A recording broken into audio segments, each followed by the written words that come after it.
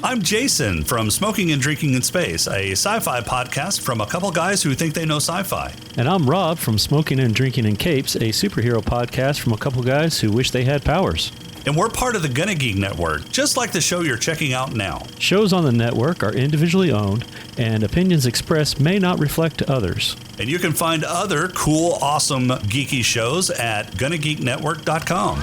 Capes on the Couch podcast is for entertainment purposes only. Dr. Issues is a psychiatrist, but he is not your psychiatrist and does not have knowledge of your individual situation. For any personal mental health concerns, please consult your own healthcare providers. For medical emergencies, please call 911 or the designated number in your area immediately. Remember that you are not alone and help is out there.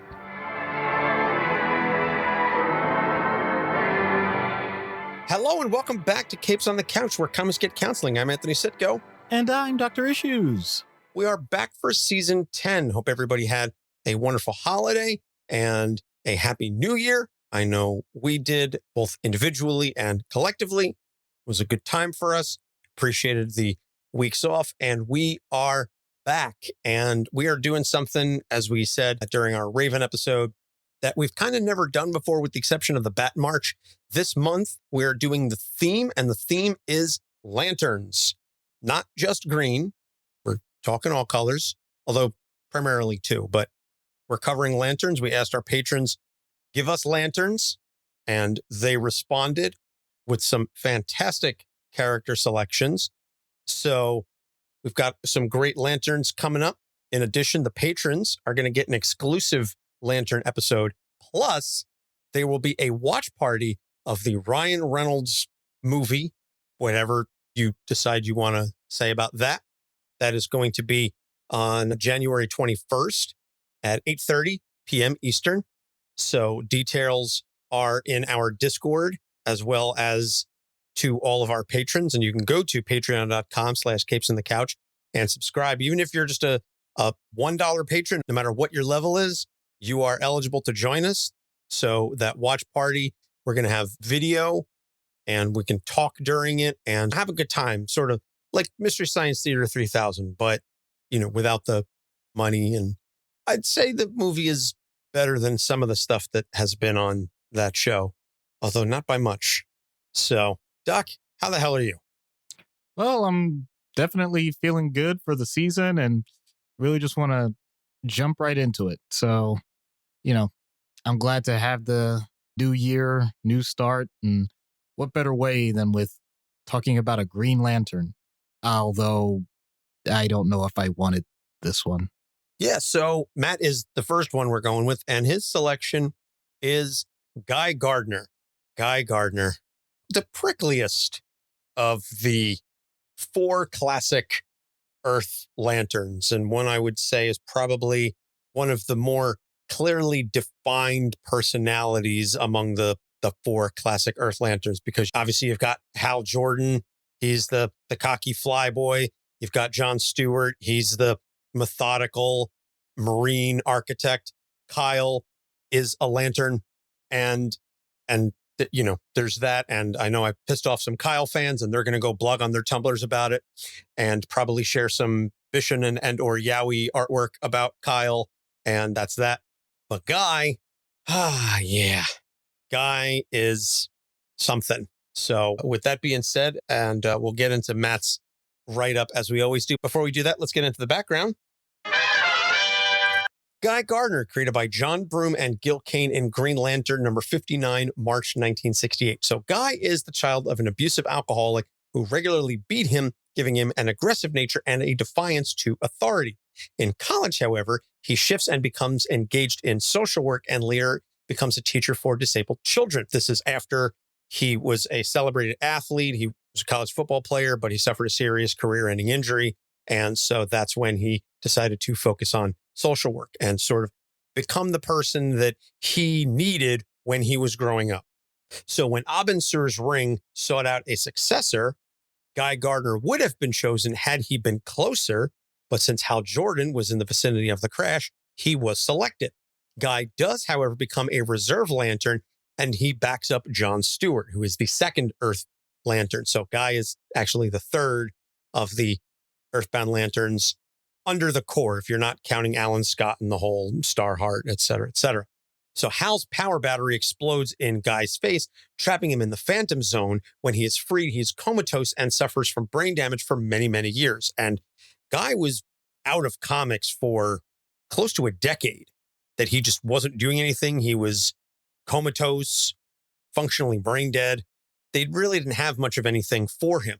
Steve Englehart brought him back, and that's when he created the quote-unquote new version of Guy Gardner, the version of Guy that we all kind of come to know and understand. I don't want to say love, because he rubs a lot of people the wrong way, but Steve Englehart essentially created that abrasive personality. But as he said at one point, because he didn't create the character, he doesn't get royalties, he gets no credit, he doesn't get anything. But everybody uses his version of Guy Gardner when they're telling a story. He said at one point, like, if I had named him, John Smith or whatever, and made him a brand new character, I'd get a lot of money. But because I took an existing character and completely revamped him, I get ugats. So anyway, the Guardians revive Guy and give him a new ring and outfit and charge him with assembling a team to battle the Anti-Monitor. This is, I believe, during Crisis on Infinite Earths. The brain damage during his coma altered his personality, leaving him immature, arrogant, and violent. So he is a founding member of the Justice League International. Although he chafes against Batman's leadership, Batman famously knocks him out with one punch. And when he awakens, he is empathetic and caring until he hits his head again and he reverts to his abrasive self. And this is kind of a running thing. And I see Doc rolling his eyes that, oh, I hit my head. Oh, I'm a different person. Oh, I hit my head again. Oh, I'm back to the same way that I was. It doesn't work that way. Never works that way. But, unfortunately. #because comics. So he loses a fight with Hal and surrenders his ring, but he later finds one of Sinestro's yellow rings. This is years before the Sinestro core and the whole Jeff Johns situation. So after losing an eye in another fight with Hal, who was operating as Parallax at the time, he drinks from the Warrior Chalice and unlocks dormant powers that were hidden in his DNA. He then becomes a shapeshifter that can create weapons from his limbs. And this was, again, Doc rolling his eyes. This is because Power Rangers was a big thing then. And so, oh yeah, we're going to make him kind of like Power Ranger. So he's returned to full human in Green Lantern Rebirth. Thank you, Jeff Johns. When the Parallax entity is stripped from the main power battery and he becomes one of the trainers for the new core, later becoming a member of the Honor Guard, who were essentially like a combination of like trainers / IA for the core. So during Blackest Night and War of the Lanterns, he wears a red ring and then a sapphire ring, fueling himself with both rage over the death of Kyle Rayner and his love of the core, Guy being apparently one of the 4 people who cared that Kyle died. I'm firing here. I know I'm going to be pissing off a lot of the Kyle fans. And again, you can blog about it on your Tumblr. So in New 52, he gets dismissed from the core after the Guardians create the Third Army to replace all Green Lanterns. But he regains his ring, and along with Simon Baz and other Lanterns, they defeat the Guardians and restore the core. Then he joins the Red Lanterns, and he's kind of working as an undercover agent on behalf of Hal and the Green Lanterns. He takes over from Atrocitus as leader and uses his rage against what he felt as disrespect from Hal, John, Kyle, the Guardians, and the rest of the core. And you can find out a little bit more about that when we talk Atrocitus next week. So that kind of wraps up the background on Guy. A lot of summarizing stuff, glossing over a lot of his history. But again, this isn't that kind of show. And I really wanted to get into the issues. So the issues and the theme is gotta love him because otherwise you'll hate him. And thank you, Doc, for coming up with that explanation of the theme of Guy. I see you laughing over there. Before we jump in, you got some comments? I just want to point out that there are some characters, and I don't know if people remember this. The first AMA that we did, someone asked a question. I don't remember the exact wording, but it had to do with who's a character that you don't like. And I said Guy Gardner. I just want to make that clear because I don't want to make this sound like I'm saying that as a psychiatrist. I'm saying that as a comic book fan way before I was ever a psychiatrist. Whatever I read this character in, I was like, this is the type of character I would not want to be around. And I thought that as I learned more about psychology and mental health and all that stuff, I would learn more that would change my mind. And it's just entrenched me further. So keep that in mind as I say these things. If you disagree, that's totally fine. There is no blueprint for anything specific in terms of who you like and don't like in the world. So don't think that that's totally relevant. But the twinge of that with any person is very important to us. So anyway, I'll let you, get into Matt's soliloquies about each issue.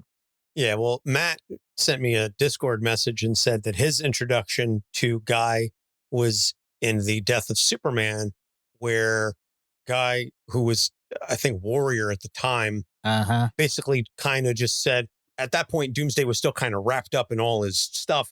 And Guy just goes, I'm just going to go ahead and kick his ass, and gets obliterated.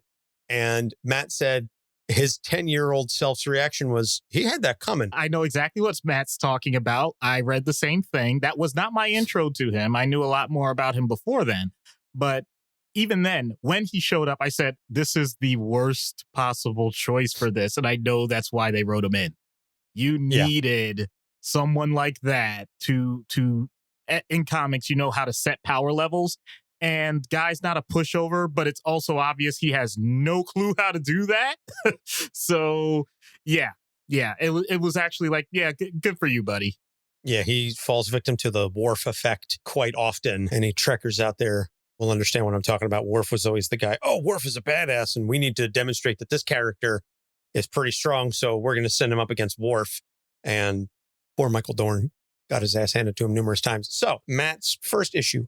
All right, so Guy Gardner, the friend in the group no one really likes that much. The really difficult coworker who's indispensable and you have to try and get along with because you know he's not going anywhere. The guy who never really grew out of his high school jock phase. We've all known a few Guy Gardners in our lives. Some of us may have even been a Guy Gardner at one time and not know it. Guy's not really that much of a mystery. His issues are right out there in the open in big blinking neon letters. Yeah, I know. I've worked with them. I've been friends with them. KL is a perfect example of, and Doc is laughing because he knows who I'm talking about. He is a Guy Gardner, right down to the red hair. Oh my goodness. Okay, well, I'm not going to get into specifics like that, but the main point is sometimes these people are taking advantage of, I know we've talked about this many times, the social contract. Like there's only so far that you will go in life that you won't go to jail for the sake of what you're believing in, as long as it's not a total disregard for human life. And so in theory, you can get away with a lot of things. And I'm not saying this with reverence. I'm saying this with shame. I'll admit that sometimes the way I talk and the way I interact with people privately can have a twinge of this. And I'm not even saying that you have to be perfect all the time in how you view the world and how you try and test boundaries with people. But I am saying that at least be aware that's what you're doing. It's not the fact that not only are you being abrasive to other people, it's that many times these people are oblivious to it. And you can hear the emotion coming through in my voice because it's still something that I'm trying to learn, something that I'm trying to understand, because I have not been oblivious to it, and I don't know many people that are oblivious to it. So when you meet a person like this, you realize that part of the issue is they're not suffering cognitive dissonance. Everything makes perfect sense to them the way they're doing it. You could say it's a form of narcissism. It may not be. Some people like this actually don't have a high sense of self-worth, but it doesn't matter because their own individual actions and interactions with people are so overwhelming that they're just willing to take everything at face value. And most of us are trying to be polite instead of calling them out on the carpet for what they're doing, saying like, wow, this is really terrible and horrible and all of that. Because if every single person did that, well, then that person becomes completely isolative. But if they're not doing something, let's say that's illegal or something that's going to completely destroy the people around them, you have to temper that. You have to match pretty much, if you want to say the crime with the punishment. It's just simply how you deal with them. Do you ignore them? Do you confront them? Do you correct them? And there is no one way to deal with it, but it creates more and more emotional tension as it goes along if you haven't found your own way to deal with it, if you haven't found your own way to cope. So we all learn more and more from this person because we have to endure this for however long it's necessary. If it's work, fine, it's the work day. If it's a family member, you may have some choices to make. If we're talking adults and you don't live with them, okay, you could do it occasionally. If this is a person that you live with and you're not kicking them out, evicting them, or doing something else, good luck. At some point, you may have to have a really uncomfortable conversation about how, no, I don't want you to be my roommate in college anymore. No, I don't need you to be a part of my fantasy league or whatever. I mean, I'm just giving random examples, actually, and I specifically used 2 examples that I never had to do because I got along with my college roommates and I'm not in any fantasy leagues. So that's not relevant to me. But I do know some people that would fit into this mold. And I'll admit, I don't have the secret formula. So if you were tuning in for this episode for that, well, nope. Yeah, it's not easy when you're dealing with that type of a situation. It can definitely make things, from at least, I can certainly speak from a professional standpoint, it makes it very difficult. And I had one such coworker, and the problem was, as abrasive as she was personality-wise, she was incredibly effective at her job.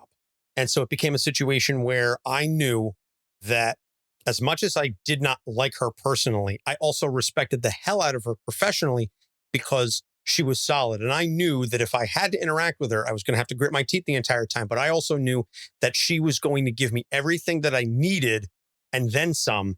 And she was going to get it done quickly and efficiently, and I wouldn't have to micromanage or come back and say, hey, you missed something. Like, she was very thorough. She was damn good at her job. Unfortunately, she was also just a very miserable, self-centered human being. So, and I shed no tears when she retired, but I also knew that whoever took her place work-wise was going to have big shoes to fill. So there's definitely a dichotomy there because, to your point, when you're dealing with them, you have to walk that tightrope because you don't want to aggravate them so much that you're not getting what you need from them, especially in a professional setting. But you also don't want to become so buddy-buddy that they mistake your kindness or congeniality for any legitimate attempts at friendship.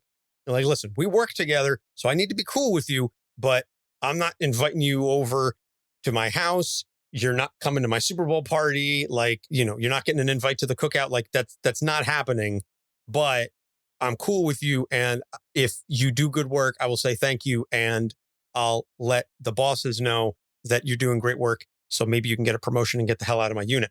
So it is a fine line to walk. And I don't begrudge anybody that has to do it. Complete side note, I also didn't realize that was just Matt's little intro. That wasn't actually an issue. He has 3 distinct issues. I know. We basically tied in the next part. So if you want, just read it because we cover, even though that wasn't the intention, and I realized I did that too, but we pretty much covered it.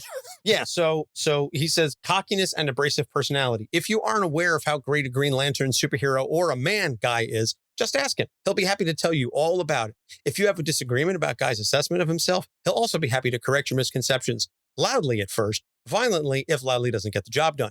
Guy's got an incredibly big mouth and certainly doesn't mind telling you exactly what he thinks of you. This tends to make him more than a little difficult to get along with as a person and much more difficult as a teammate. It's become a running gag over Guy's time in DC that his fellow Corps members and Justice League teammates are not shy about expressing enjoyment when bad things befall him. Even people like Superman, who'd normally be above such things. Yeah, that was when Batman knocked him out with the one punch. There was later a comic where Superman had to kind of stifle a laugh when he heard about it. And he was like, well, yeah, it's a real shame Bruce did that. You shouldn't go around punching people. I mean, he is just a loudmouth jackass. Yeah. And the haircut doesn't help. Oh boy. Like, okay. All right. See, well, actually that is relevant to what you're the talking Guardian, about. They gave him what they called a bowl cut. Oh, Where they put a bowl on your head and they cut around it. Oh. Yeah. Yeah. Okay. Made all the lands look Chinese. Oh. That was the only way you could get a work there at a Guardian there. Oh my God. And if you go down to Oa, you could see him. Oh. He's the Green Lantern. with little tiny feet. Oh my. Oh. If there's a Mount Rushmore of comedy, Richard Pryor is on it. Of course. Of course. Rest in peace, Richard. That was my terrible Mudbone impression. Yeah, I know. Oh, I don't know how much the audience got it, but I got it. But I know you did. But there is some relevance to what you just said. And I'm not talking about how haircuts make personalities. What I'm talking about is even if it's not something we think about, it is something that we do regularly. We do start attributing certain physical characteristics with a person's personality, especially if they're consistent with it. So there are some people out there, and you know what I'm talking about, where you see the silhouette or the shadow of them coming around the corner and you freeze because you're like, I did not need to deal with this person at this moment. And Guy epitomizes that. And it's unfortunate that when people decide that they're going to be involved in your lives, because it is a decision, especially when it comes to work or school or any other fairly interactive public environment. I'm not talking like public, like outside. I'm talking about just not your private setting. You know that the limits that are in place are going to make this 10 times worse. Because at least in your private setting, you get the last say, as opposed to your boss or your coworkers or your peers or anybody else. So while you may, in theory, want to take that step with that person to point out that they're out of line, heaven forbid you're the only one that is willing to do it at that moment and you don't have a group with you or solidarity with you, because then it's just literally a he said, she said, they said, whatever. The point is, when you get one-on-one interactions like that, it's going to be the more domineering personality that wins out almost every time. And I'm not saying that's fair. I'm just saying that that's the nature of the circumstances. And yeah, the loudmouth wins. That's not the way we want it to be, but unfortunately, it means that we start adapting to that, and it may be maladaptive. We may become more brash and loud ourselves just to make sure that we feel heard. And if enough people think that that's the only way they can interact in that environment, then unintentionally you can create just nothing but shouting matches, and you can't even tell originally why it started in the first place. So it's one thing to say that we're just talking about how one person can be annoying to a group of people. We're talking about how that can really disrupt an entire organization or family or any other construct that involves multiple people. And once again, I think there's something very clear about this. Although Guy Gardner's abrasive nature is something that he is aware of in terms of wanting to be heard, and I genuinely believe this, it is not one that is meant to hurt. These people think they are doing the right thing all the time. And with that in mind, it's very difficult to change a person's mind once they have made that decision. When there is no room for ambiguity, then there's no room for adjustment. I love that last line, and I do largely agree with that assessment. I do think that there are certain people out there, and I'm not going with specific cases here, but there definitely are folks out there who are abrasive and do say the stuff because they want that reaction, who are doing it because they're looking to poke the bear, because they want to troll. They want to bait that response from you. But I do agree that by and large, it's not out of malice, it's out of obliviousness. It's a combination of their heart is in the right place, but the execution is way off. And they just have no clue how to read the room, how to assess interpersonal dynamics. They're very much constantly the bull in the china shop. And you were talking about this person can be disruptive to dynamics and things like that. They are the human version of throwing a rock in a still pond. Everything is calm, everything is going, and then boom, here comes this person, and now there's waves, now things are rippling. stuff gets broken, things they're splashing, just all over the place.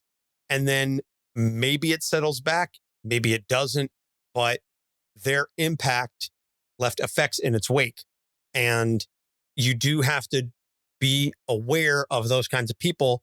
And I don't want to say brace yourself, but you have to be aware that just by virtue of their involvement, things are going to change. And you have to be prepared to deal with that and either mitigate it as best you can, or hopefully you can reset things. It's difficult, and it's on a case-by-case basis, certainly.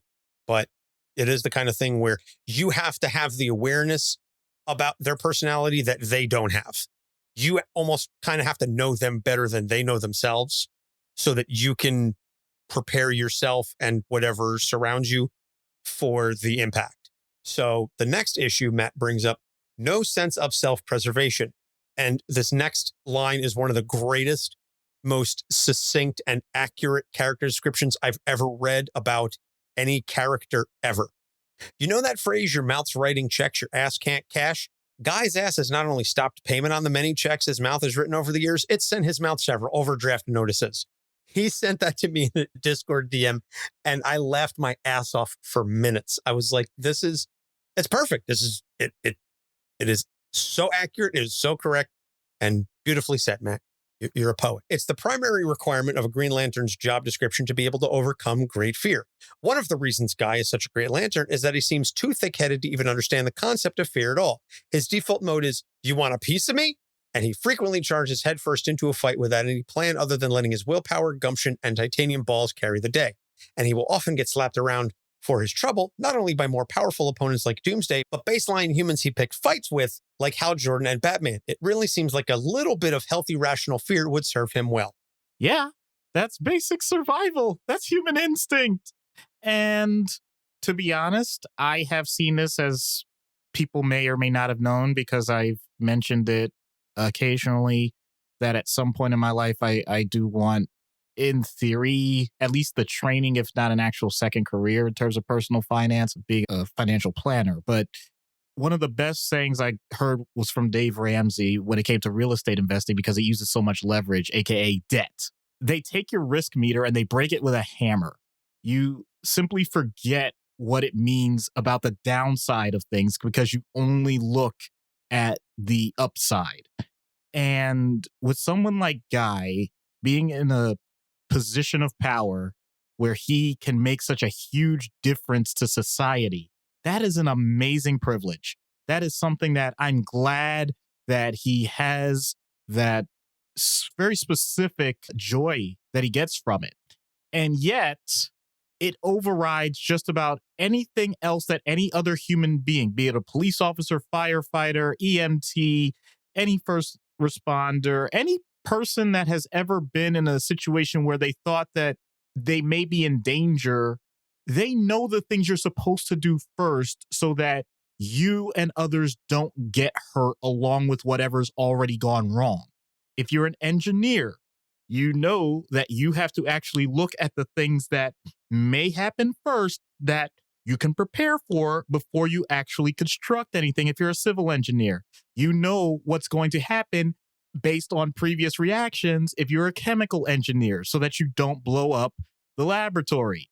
It's not that these things are unimportant to someone like Guy. It's not that he wouldn't even know that they're necessary. It's that the energy and effort necessary mentally to stop the impulse from happening before he actually goes forward with his own actions has pretty much been broken with a hammer. It doesn't happen.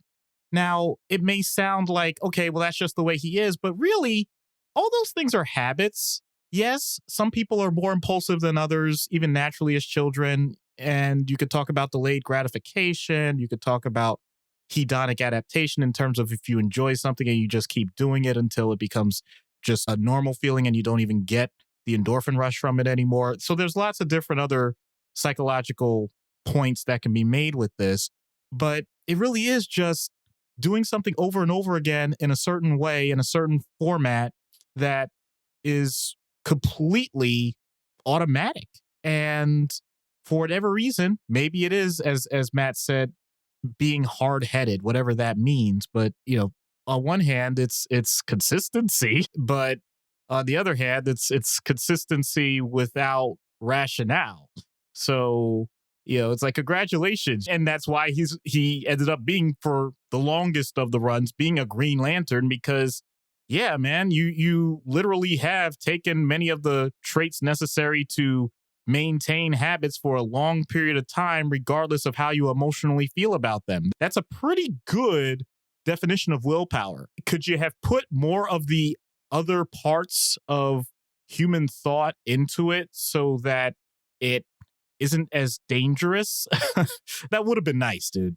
Yeah, it would have been nice, but I don't think Guy would have thought it would have been as much fun. Because I do believe that for him, there's a sense of pleasure about this.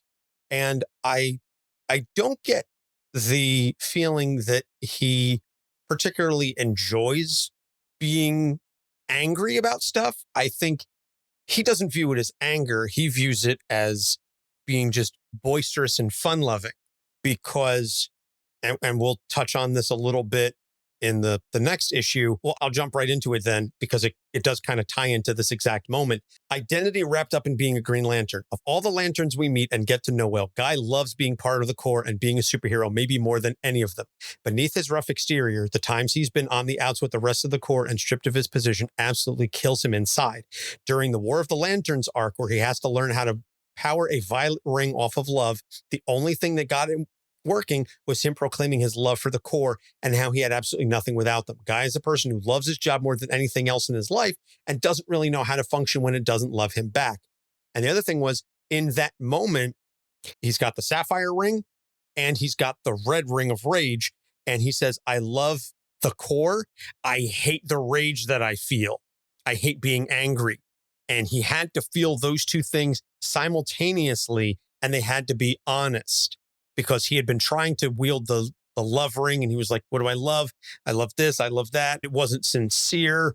And at that moment, him tapping into his realization that he loves being a lantern and he hates being angry. Those are two very kind of polar opposites, but also very real things for him. And so much of that stems from not wanting to end up like his father and things of that nature. And I mean, we didn't even touch on his on again, off again relationship with Ice and how he tries to commit to Ice. And it's just unfortunate that the two of them can't ever seem to get on the same page, but I'll stop there. Yeah. So yeah, I have two ideas that I could start with. I'll just start with the information that was already given, because it's important to all of us.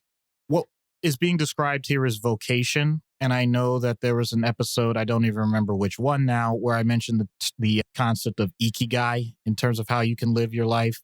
And when I say vocation, it's the idea that you have a career, you have something that you would consider to be your job, while also having something that you love. Now, those are two amazing things. And the fact that those two things go together, that's wonderful. There are other parts to life.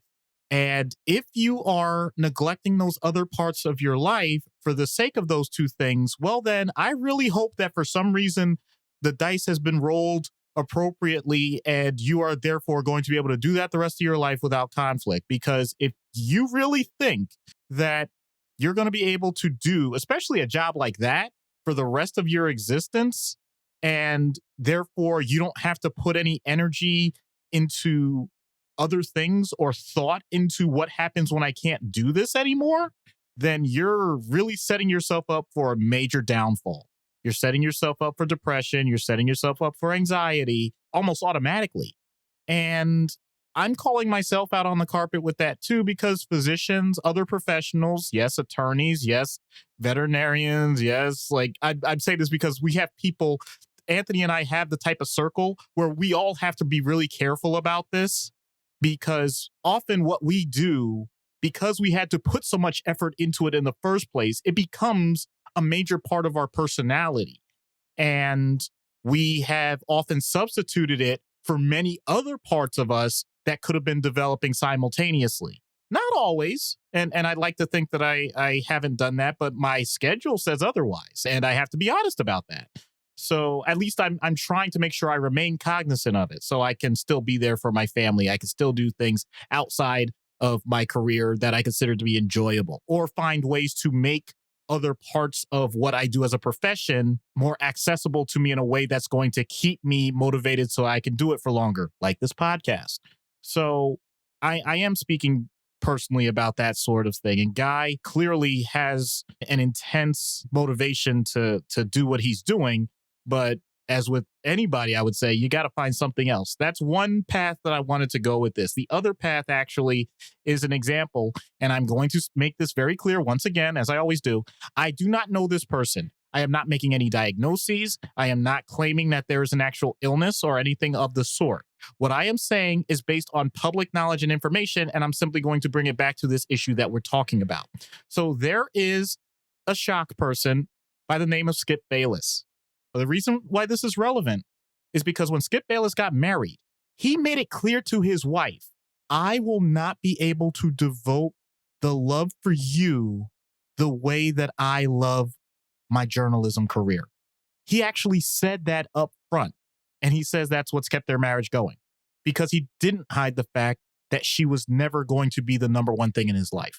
Now, there are judgments that can be made on that. I'm not looking to judge. I'm saying that that's relevant because if you look at how Skip Bayless has developed his career, it has been, as Anthony mentioned, in many ways, if you just take at face value the things that have been said, they may be considered trolling comments.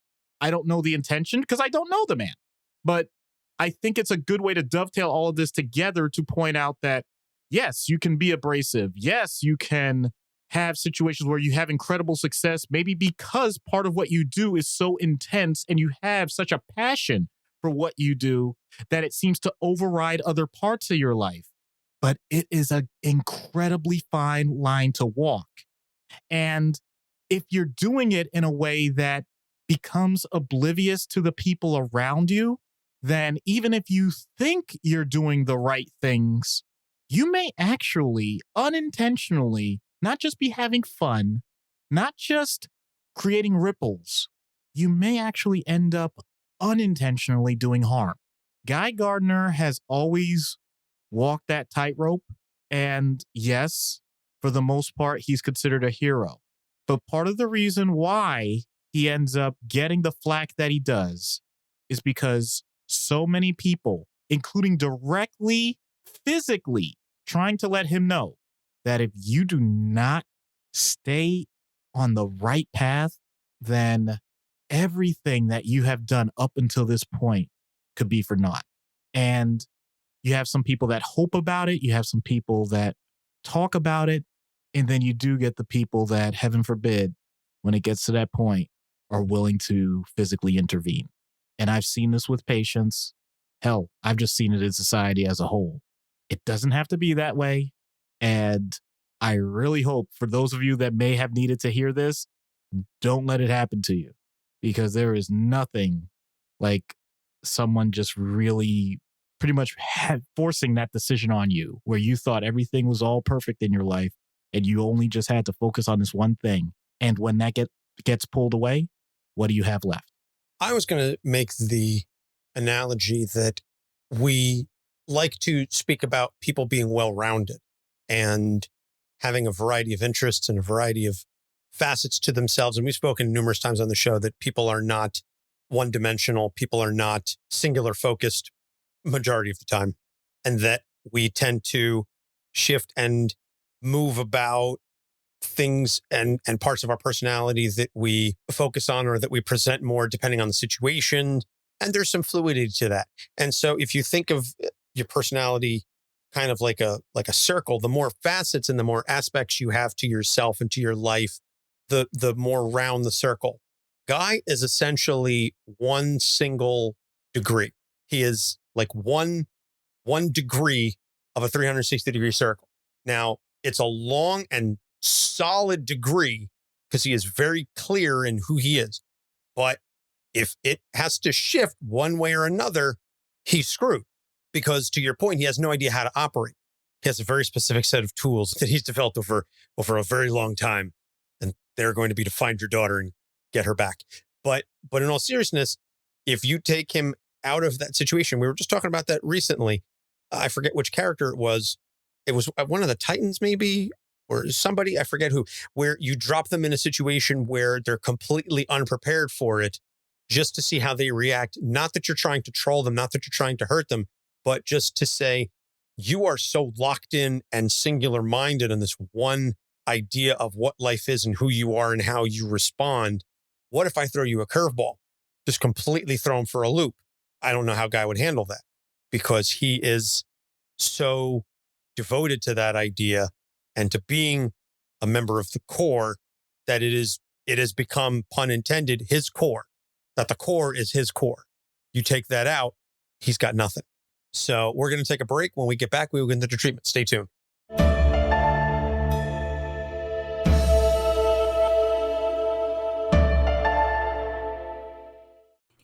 Everybody has a story, and not all of those stories are clear black and white issues, even when we think they are. We wonder, how did this happen? Or what is that like? Or what happens next? Are you sure you really want to know? This is Ignorance Was Bliss at IWB Podcast. Have you ever been reading through a stack of comics and thought, maybe I should see what this Arkham Asylum game is all about? Or been playing Marvel vs. Capcom and felt like you were at a real disadvantage since you didn't know who half the characters were? Well, Play Comics is the show for you. I'm Chris, and each episode we take a look at video games based on comic properties and how well they stick to that source material. So whether you know the comics and want to know how all these games work, or you know the games and want to find out where all this craziness came from, go check out Play Comics at playcomics.com or wherever you find your favorite podcasts. Hi, I'm Howard Mackey, and this is Capes on the Couch. And we're back. So treatment.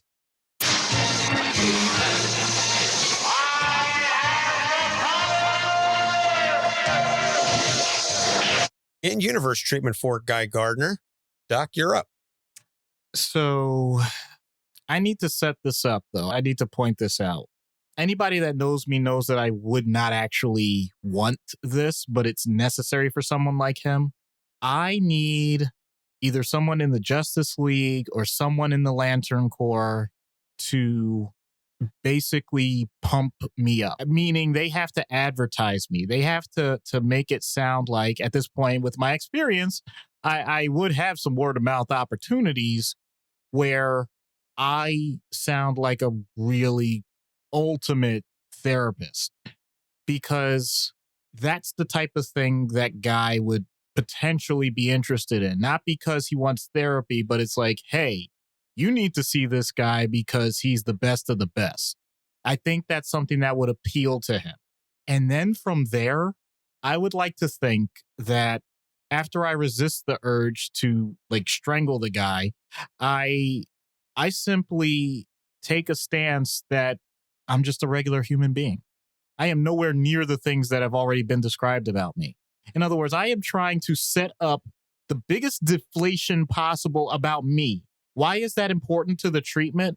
Because, as Anthony knows, because we've done Tough Mutters, I'm not trying to be his hype man. I'm his mirror man. And I know that whatever he says to me, my job is to reflect it. And my job is just simply to be there in a way as just the ultimate sounding board. Because there is something about the idea that someone with a megaphone, if they have a certain type of room, I'm not talking a soundproof room, I'm talking something that just automatically echoes, that starts to hurt your ears. And if you can show someone, and sometimes that's all it takes really is to show them, not to talk. Like, I'm not the one telling you, hey, you're really going about everything the wrong way. If you can get the person to realize it for themselves just by being there, then you can often do way better than trying to be the same person, because you don't want two carpenters with hammers hitting each other over the head like it's a nail. In this case, I just need to point out that I'm a screw. Eventually, when you're not getting the result you want, you might try something different. So you're going to ask Guy, when was the last time you did something for the first time? I want your best. I want your real best, not your settled best. I want your actual best. That's right. You're going to get Sean Corvell on him. I love it. I That's love right. it. That's right. No one's better than your best, but your best will make you better. Yes. Yes. I love that line. He is so good for so many of those quotes, man. God, now I'm really hyped up because I told my wife this year I want to do the Mutter Holy Grail, and I got to sign up for that and start my training seriously. I got chills now, and I'm wearing a Tough Mudder shirt because of course I am. It's literally 95% of my default wardrobe when I'm at home. So out of universe, and this is where Matt pipes back in. Real world equivalents? Come on, the world is full of these people. Men, women, rich, poor, they come from all backgrounds, all walks of life. Pig-headed people who think highly of themselves, think they're always right, and have a hard time making anything more than the most superficial connections with others. People who never really matured as they got older, who love to rag on others way past the point where it stops being funny, who carry jokes way too far and can't let things go. But for whatever reason, it's easier to keep them around than the alternative. And I have been this person in some of my worser moments, and I've definitely known and been friends with several of these people. And you know, at least personally, at least two of the people that I'm talking about. But yeah, if we kind of all, we've been there.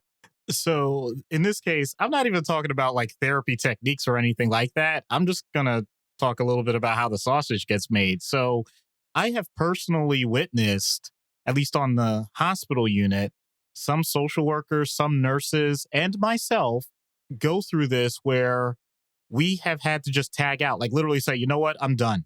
Like I cannot talk to this person right now because they have graded me so much that I can't be therapeutic. And we have to acknowledge it in the moment or have someone acknowledge it for us so that we could take a step back. And that's very important to this because yes, it is possible to do one-on-one individual therapy long-term with a patient like this. I wouldn't immediately advise it. I would point out that it may be best from an interpersonal standpoint to right off the bat, set the limit to the number of sessions that you personally are going to have with this person and reassess. That can be 6 sessions, 10 sessions, whatever. But make sure that you actually put a hard stop and reassess. I'm not saying that you can't continue past that point, but knowing that you have that is just as much for the therapist as it is for the patient. And I'm not saying this to exaggerate. I'm not saying it to be funny or sarcastic. The motivational factor of, okay, I got through 2 sessions. I know I have 4 more. So rationally, based on the fact that I have this energy level right now, I can do this. It's something that keeps the therapist grounded because it can be challenging like that. If the person, for whatever reason, is turning on the therapist, that actually can be one of the more rewarding points because it becomes a situation of saying, well, look, I'm not invested in your family. I'm not invested in your job. I have nothing to do with those things. I am a complete stranger to you. And yet you're still coming to the type of conclusion that you have come to with the people that know you even more than I do. What is it about this pattern that keeps happening regardless of the level of the interaction? Because people make the excuse that, well, it's because it's family and you have to treat family a certain way, or it's my job, or it's my boss, or it's my, whatever, insert excuse here. And the point is, if you're pointing the finger at everybody else, if you're doing the natural pointing that we think of, how many fingers are pointing back at you? So it's an opportunity in therapy for the therapist to kind of keep their chill while the other person, because by definition, therapy is attention, they can get it in a way that they may not from other people, but they have to recognize while we're not being judgmental in the way that they would expect from others, we still are ultimately being somewhat judgmental.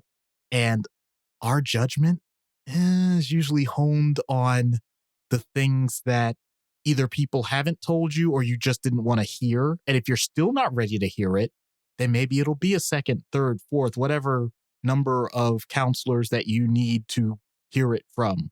And I have no guarantee as to who's going to be the one that works. It might be the one that really is abrasive right back. It might be the one that's the passive vessel that simply hears the person out. Or maybe a combination of the two. Either way, is it draining? what's the old expression? If you encounter one asshole in the course of a day, they're probably an asshole. If everybody you encounter in the day is an asshole, you're the asshole.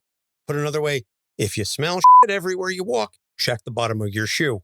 I worked with a guy like that. He's an attorney. Every attorney he dealt with, every opposing counsel, they were a jackass. They were this, that, and the other. And in the very beginning working for him, I was like, yeah, they're kind of being a dick and this and that. And then I thought, what's the common thread here? What's the common denominator to all these horrible interactions you're having? Hi, it's me. I'm the problem. It's me. And if I'm quoting Taylor Swift, I'm serious about this because my dislike of Ms. Swift is famous among my circle. Yeah, it does become a situation where, again, you can only do so much to hope that they have that epiphany. And you do see it sometimes. Every once in a great while, someone gets that glass shattering moment where it's, oh. Then the key is from there, what do they do about it?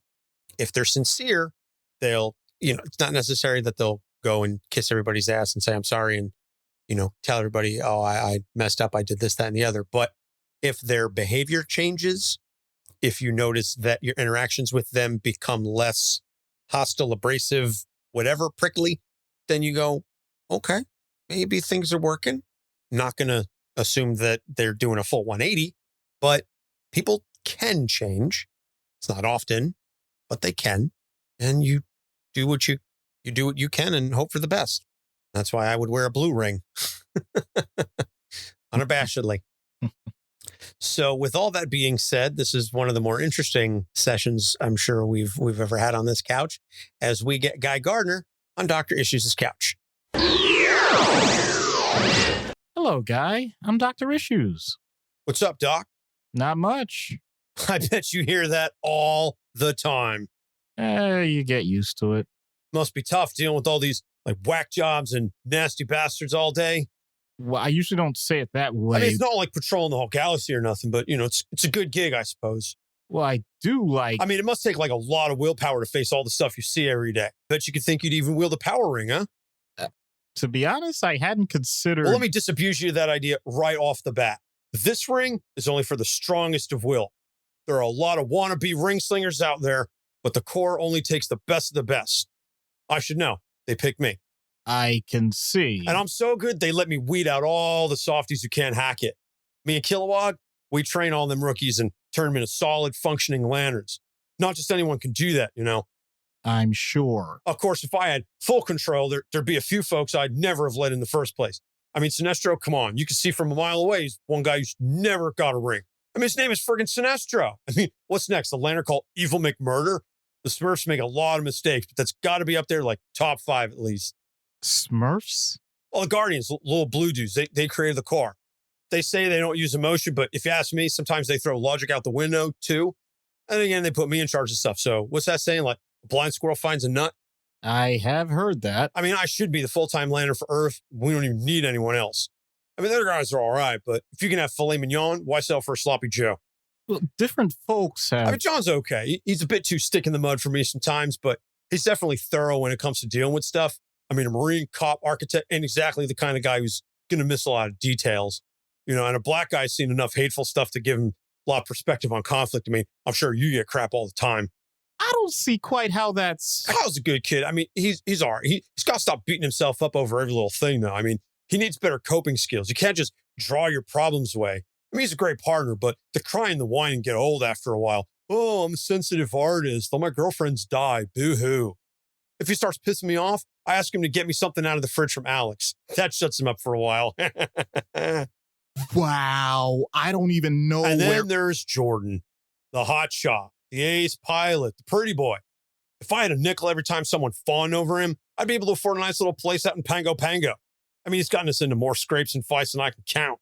Seems like just about every problem the core has can be traced back to him. Something he did, someone he pissed off. It's almost always Hal. And he knows it too. I mean, what I wouldn't give to wipe that smug smile off of his mug. Sounds like you've and don't get me wrong. I mean, I've tried, more than once, actually.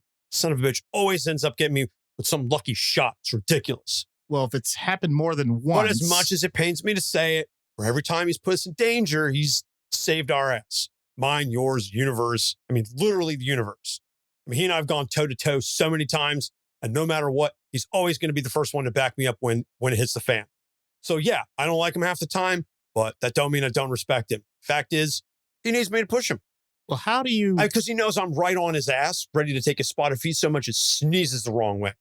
John, Kyle, the other kids, hell, even the other lanterns. I mean, we're all waiting for him to mess up.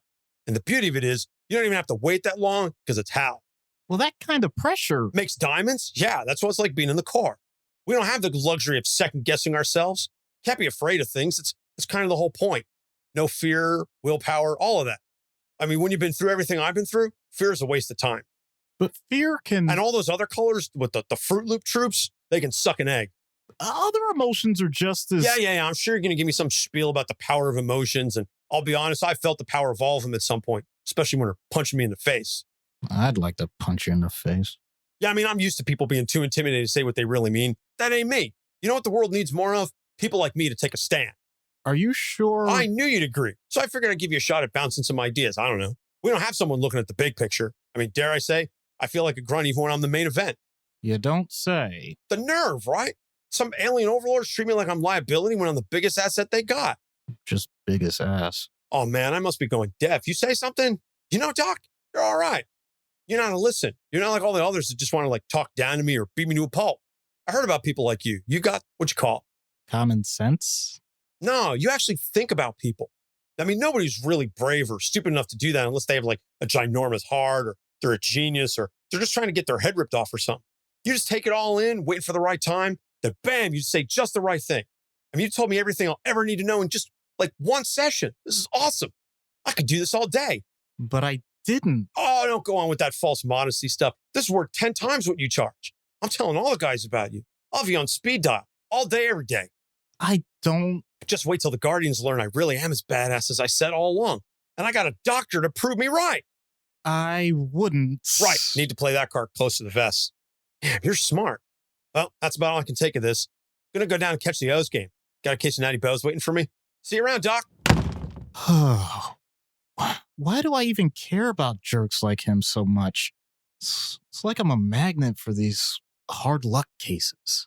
Something's going on.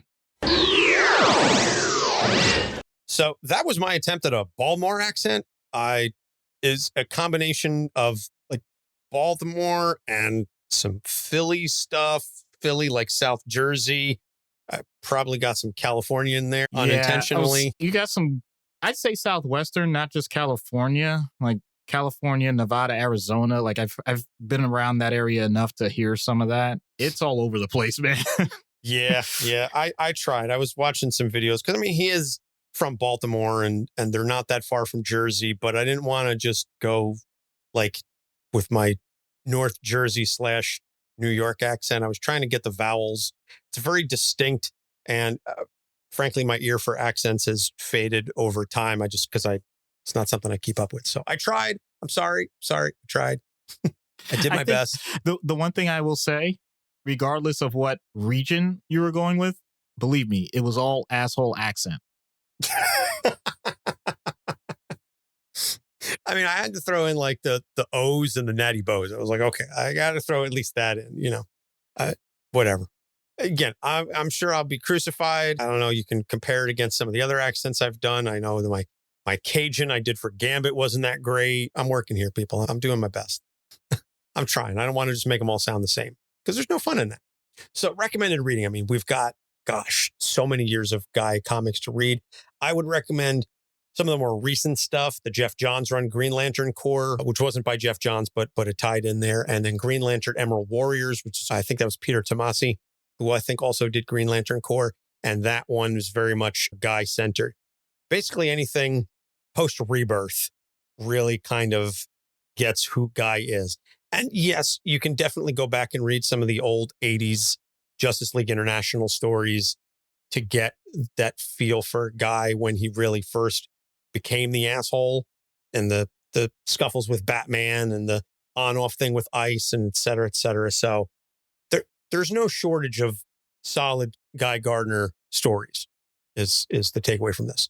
So next episodes, we've got Atrocitus, and then closing out the Lantern month with Jessica Cruz. As I said, there is an extra episode just for patrons. We will be covering Dex Star, the most angry cat in the world, in the universe.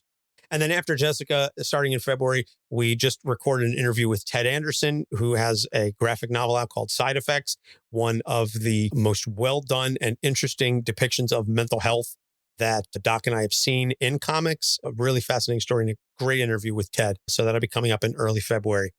So as we said, this month is Lantern Month. So if you're a patron, go ahead and join us on the 21st for the watch party for the Ryan Reynolds movie. If you're not already a patron, go ahead and subscribe. Patreon.com/Capes on the Couch will have links in the show notes, and you can unlock hours of bonus material and extra stuff and uncensored material, et cetera, et cetera. We are on Facebook, Instagram, Twitter, and TikTok at Capes on the Couch. All of our episodes are on our website at capesonthecouch.com.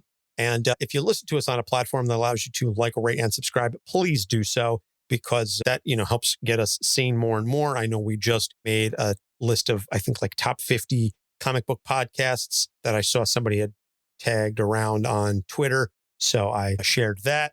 It's nice to be appreciated is the takeaway from this. And, we're not just going to sit around here appreciating ourselves like Guy does. So Doc, before we head out. It's amazing. For someone that identifies as a gardener, he certainly has cultivated a personality of crap. And there you have it. For Doc Issues, I'm Anthony Sitko. Thanks for listening. We'll see you next week. Capes on the Couch podcast is for entertainment purposes only. Dr. Issues is a psychiatrist, but he is not your psychiatrist and does not have knowledge of your individual situation. For any personal mental health concerns, please consult your own healthcare providers. For medical emergencies, please call 911 or the designated number in your area immediately. Remember that you are not alone and help is out there.